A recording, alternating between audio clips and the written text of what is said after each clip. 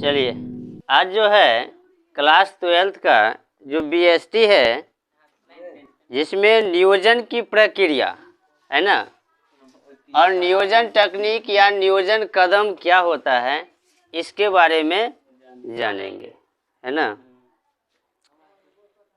प्रबंध नियोजन प्रबंध का अंग होने के कारण यह एक क्रिया कहलाती है, लेकिन व्यक्तिगत रूप से नियोजन एक प्रक्रिया कहलाती है, क्योंकि इसे पूरा करने के लिए एक के बाद एक सीढ़ी पार करनी पड़ती है ना। प्रबंध क्या करता है कि कोई भी कार्य करने से पहले अपने व्यवसाय में क्या करता है, अनुभव कर लेता है कि हमको यह काम इस समय करना है ना, इसके द्वारा करवाना है।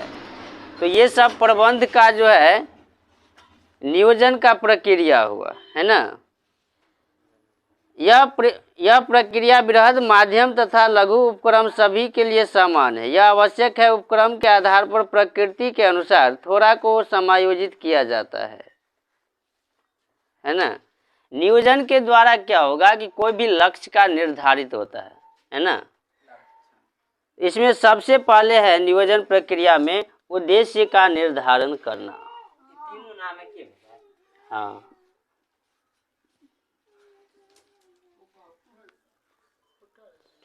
उद्देश्यों का निर्धारण।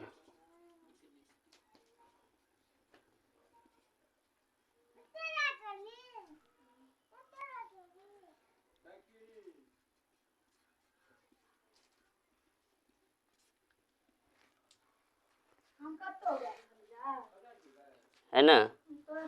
उद्देश्य का निर्धारण करना में क्या होगा कि नियोजन के अंतर्गत पहला कदम उद्देश्य को निर्धारित करना होता है ना, कि हमको इस संस्था का जो लक्ष्य है वह लक्ष्य जो है हम किस प्रकार से प्राप्त कर सकते हैं, है ना।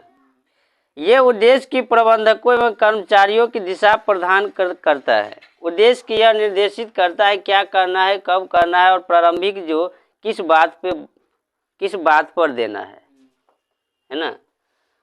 उद्देश्य को जो निर्धारित करेंगे तो उसमें ये निर्धारित होगा कब करना है, कैसे करना है और किस काम को ज़्यादा जोर देना है ना।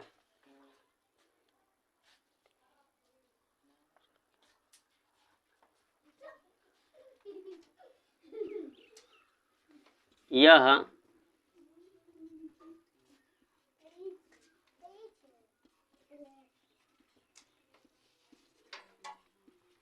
पहला कदम होता है ना। उद्देश्य का निर्धारित करना नियोजन का क्या है, पहला कदम होता है।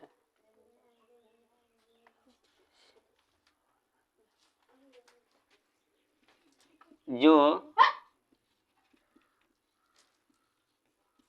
प्रबंधक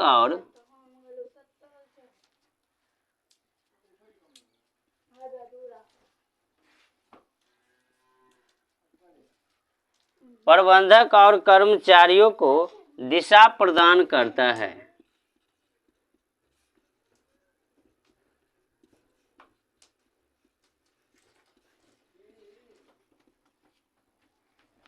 ना।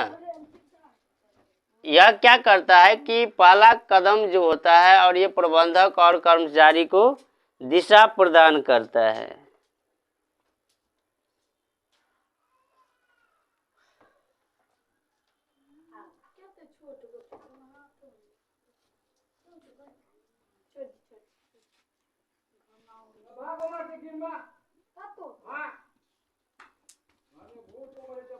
इसमें कार्य करने से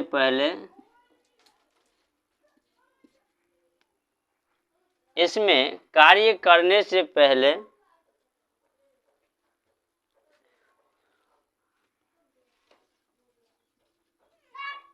सुअवसरों का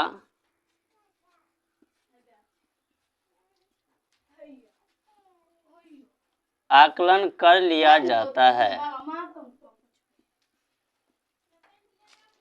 ना।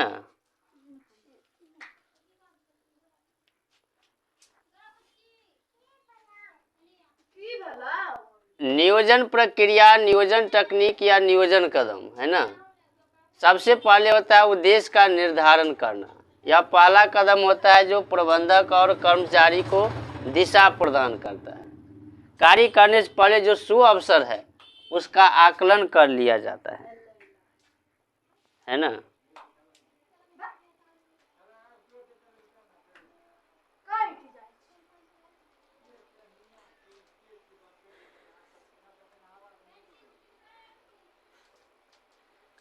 दूसरा है सूचनाओं का संकलन एवं विश्लेषण करना।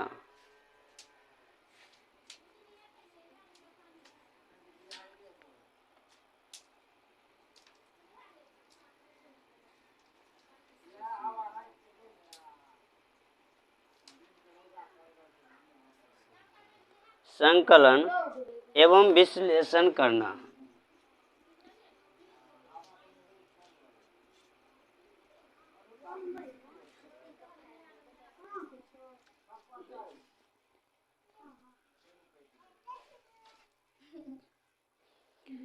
नियोजन के उद्देश्य का निर्धारण होने के पश्चात दूसरा कदम है नियोजन संबंधित क्रियाओं के संबंध में आवश्यक तथ्य और सूचनाओं का आकलन कर लिया जाना, है ना। अगर हम ये निर्धारित कर लिया है कि उद्देश्य का निर्धारित यदि हम कर लिए हैं तो उसके बाद क्या करना होगा, उसके जो आवश्यक तथ्य है, विचार है, सूचना है ना, उसका हम आकलन कर ले। ये सूचनाएं आंतरिक एवं बाह्य स्रोतों से प्राप्त की जा सकती है। इस संबंध में पुराने अभिलेख, फाइलें, अनुभव, प्रतिस्पर्धा, संस्थाओं क्रिया के अवलोकन आदि सहायक होते हैं।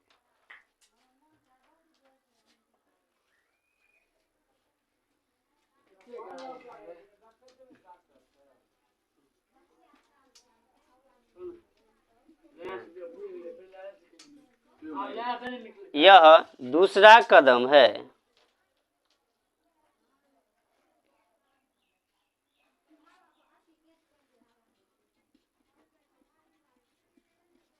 जिसमें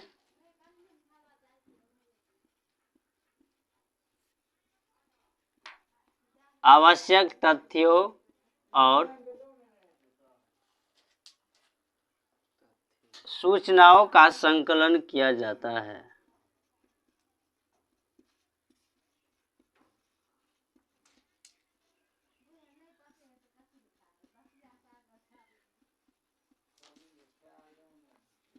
है ना।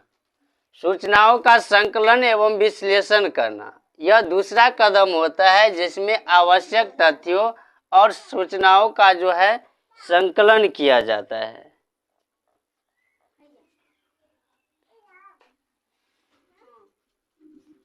यह आंतरिक एवं बाह्य दोनों होता है।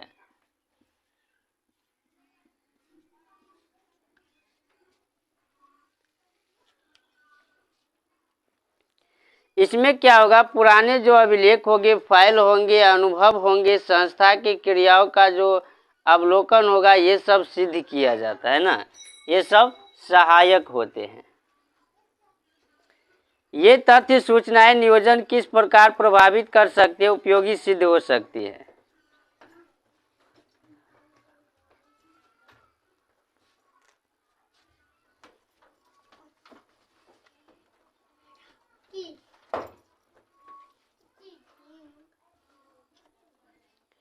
नियोजन के आधार पर निर्धारण करना।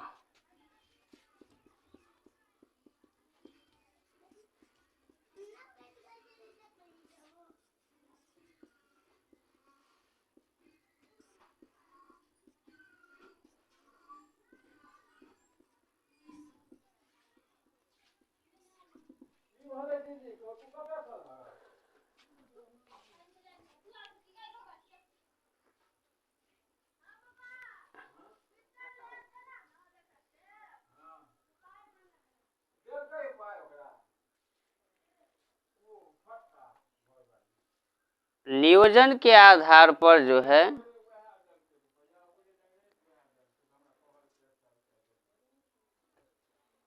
निर्धारण करना।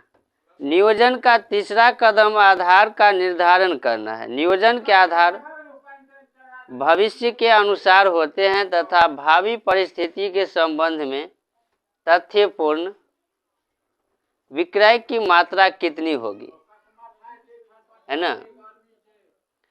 नियोजन का जो आधार होता है वो भविष्य के अनुसार होते हैं और इसमें भावी परिस्थिति में संबंध में तथ्यपूर्ण विक्रय की मात्रा कितना होगा, है ना।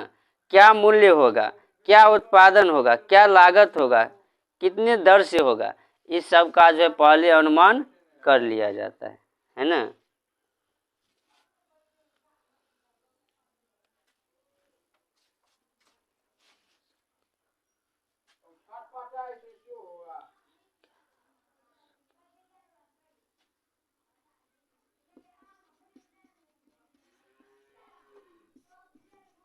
नियोजन के आधार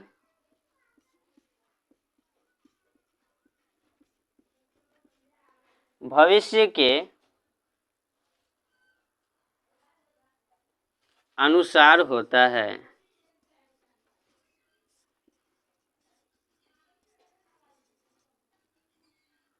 है ना।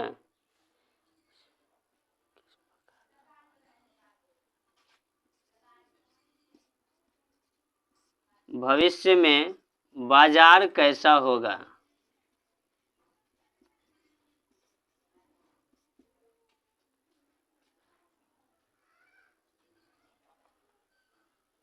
विक्रय की मात्रा कितनी होगी,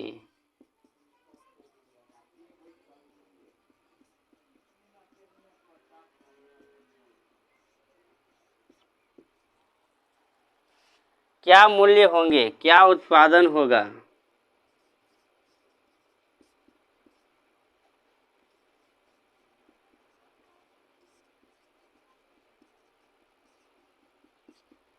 ये है नियोजन के आधार पर निर्धारण करना, है ना। नियोजन के आधार भविष्य के अनुसार होता है, जो भविष्य में बाजार कैसे होगा, विक्रय की मात्रा कितनी होगी, मूल्य या उत्पादन क्या होगा।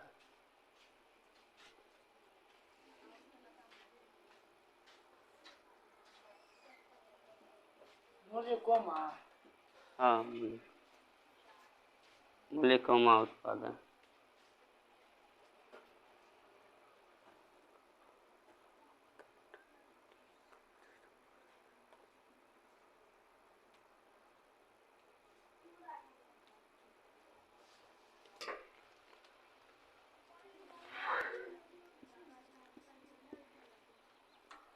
चौथा,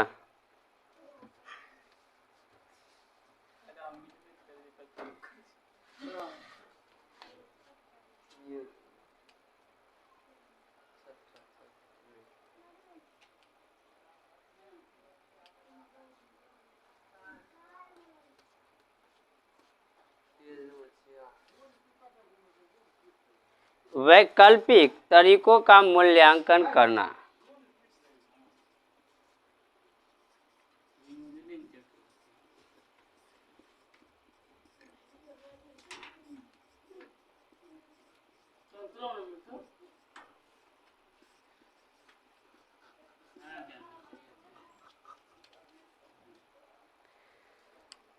वे सभी विकल्प जो न्यूनतम प्रारंभिक मापदंड पे खरे उतरते हैं उन्हें गहन अध्ययन के लिए चुन लिया जाता है ना। वो सभी विकल्प होता है जो न्यूनतम मापदंड पे खरे होते हैं और उसे गहन अध्ययन के लिए चुन लिया जाता है। यहाँ देखा जाएगा कि प्रत्येक विकल्प संस्था के उद्देश्य को कहाँ तक पूरा करता है। विभिन्न विकल्पों का मूल्यांकन करने पर प्रायः एक समस्या सामने आती है, वह यह है कि सभी विकल्पों के अपने गुण एवं दोष होते हैं, है ना। सभी जो विकल्प होते हैं उसके एक एक गुण होते हैं, एक एक दोष होते हैं ना, तो उस पे जो है अध्ययन किया जाता है।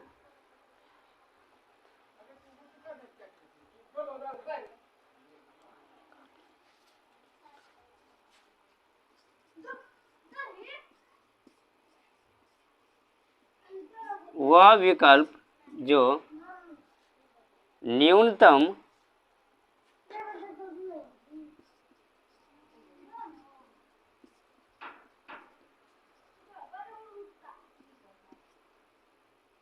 न्यूनतम मापदंड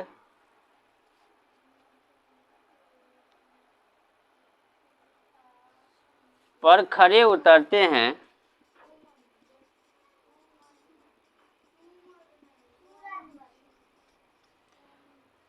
वह विकल्प जो न्यूनतम मापदंड पे खरे उतरते हैं उन्हें गहन अध्ययन के लिए चुन लिया जाता है।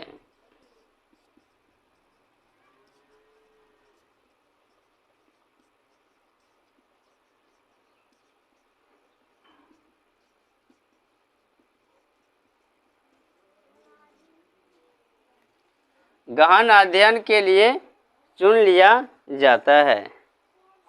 प्रत्येक विकल्प संस्था के उद्देश्य को कहाँ तक पूरा करता है?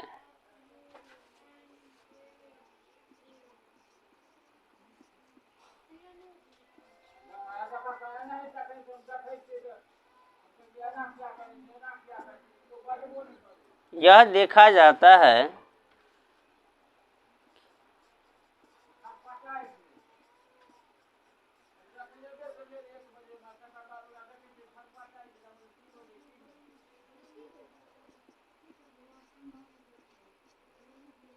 उद्देश्य को पूरा करते हैं।